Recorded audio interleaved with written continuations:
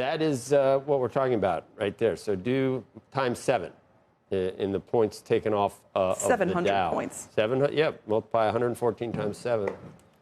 Check out United Healthcare. That is almost a 20% drop. Even further, since reporting results about a half an hour ago, has really had a lot to do with the outlook. And we're going to have an analyst in a couple of minutes to talk about, get in the weeds on what happened. But in the meantime, Katie Stockton is here. She's Fairlead Strategies founder and a CNBC contributor. You still trying to rely on technicals and in a market that's totally whipsawed by what happens coming out of Washington, Katie? Well, this is where it's really even more important, I would say, than usual. When we see this kind of volatility, I think it's important to take some of the emotions out, and that's indeed what technical analysis does. So we feel like this is the time to be focused just on the indicators and not get too mired in all the headline risk. We have key levels that we can use for guidance in terms of risk and also reward potential during these pretty violent relief rallies that the market is prone to. So I think it's very helpful right now, especially, and I do think there's some real deterioration. But do you want to talk, what's your favorite indicator? S&P, NASDAQ, where are you getting, what's most helpful to talk about, do you think? We usually start with the S&P 500, okay. And we do start top down. We go to the sectors and the individual names to support that. Everybody's super hyper-focused, I would say, on the market internal measures. Those are things like breadth and sentiment. But in reality, those can be very good short-term indicators of extremes. But even the extremes that we saw into the downdraft, those can be found in the middle of bear market cycles. So I don't want to spend too much time on those internals and rather kind of stick to price.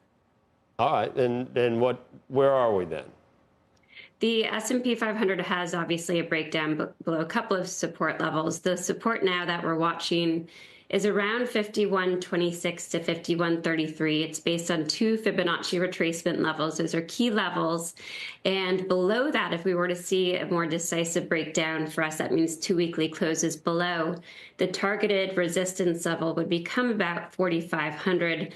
That's approximately 15% below current levels. So that to us frames downside risk should we see downside follow through. And we are looking for this relief rally to continue here near term, but ultimately to fail for potentially a lower low. So we think there's still risk. We've been encouraging folks to use the relief rally to reduce exposure.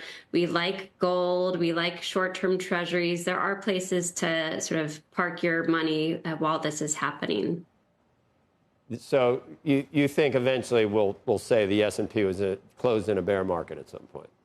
I think we're already in the midst of a bear cycle, and you can see that in the long-term gauges like our monthly MACD indicator.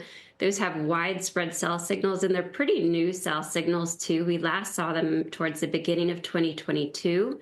That's why we want to take it seriously as potentially the earlier innings of this down cycle, as opposed to the culmination of it, and be respectful of those long-term metrics. Yeah. And eventually we do look for the secular bull trend, which is still intact, to resume. I think that may be either later this year or sometime 2026. Have we seen gold and Bitcoin diverge, and why?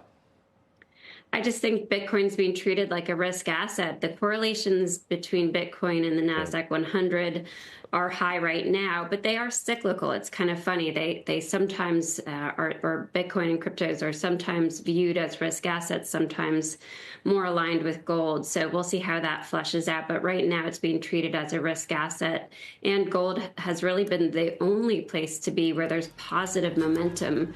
And I can say that mostly just around the world. So it's pretty remarkable, the concentrated momentum there. We don't have any way of getting an upside objective for gold at this stage. It's already cleared the long-term objectives that we had. So we always encourage people to watch the moving averages.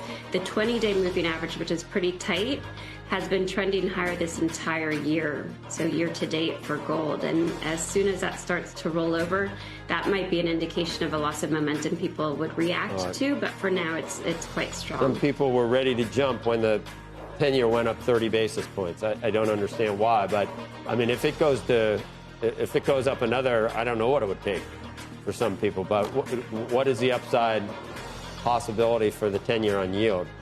because that'll yields scare have been them. Over really 4.5. fickle. You kind of tethered to their flat 200-day moving average. A lot of volatility, but the takeaway is more neutral from a technical perspective. Okay. The range, its upper boundary, is around 474. Okay. I certainly wouldn't rule out a test of that level, but it doesn't seem like 10-year yields are in any rush to break out.